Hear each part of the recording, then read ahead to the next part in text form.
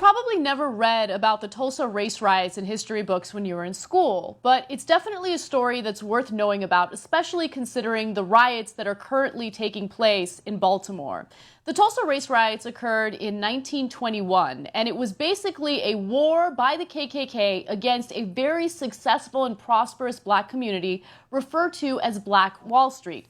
According to reports, the best description of Black Wall Street, or Little Africa as it was also known, would be to compare it to a mini Beverly Hills. It was the golden door of the black community during the early 1900s, and it proved that African Americans could create a successful infrastructure. Black America's most prosperous community, Black Wall Street in Tulsa, Oklahoma, went up in flames June 1st, 1921 in a KKK-led Tulsa race riot.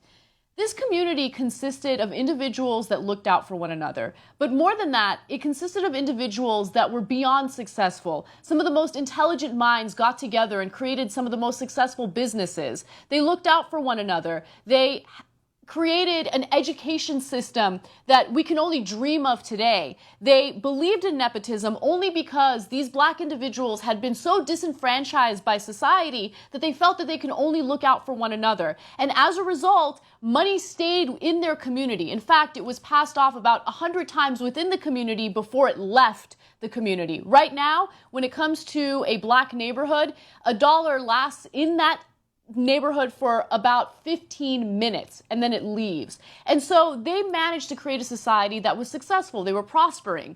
But it turns out that white individuals in neighboring areas were not too happy about that, particularly the KKK. So this led to a riot, and the way the KKK crafted this riot shows you exactly how deep that jealousy and that envy was. What they did is they accused a man of raping a white woman. But of course that man didn't rape anyone. They just wanted to accuse him so they could go into the community and start violence and trouble. And so they accused this man.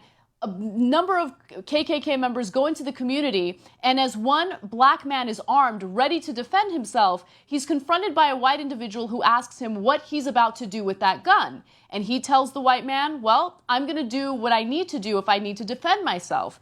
At that point, there was a physical altercation over the gun. The white man gets shot and he's killed, and then the riots erupt. Now, the outcome of this is beyond disturbing. The night's carnage left 3,000 African Americans dead and over 600 successful businesses lost. Among these were 21 churches, 21 restaurants, 30 grocery stores, and 2 movie theaters, plus a hospital, a bank, a post office, libraries, schools, law offices, a half-dozen private airplanes, and even a bus system. So the KKK goes into the successful black community and absolutely destroys it.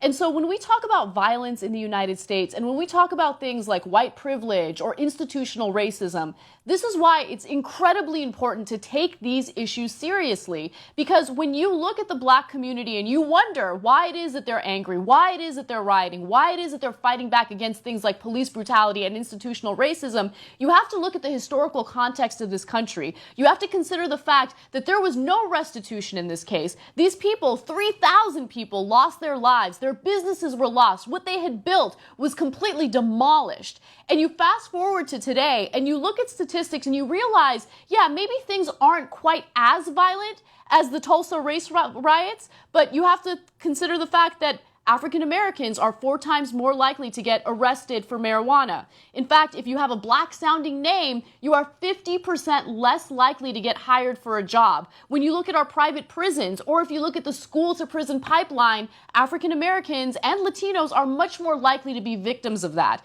And so these are the types of things that are holding them back. This is a type of institutional racism that we talk about on the show on a regular basis. And this is the type of story that we don't learn about in history classes.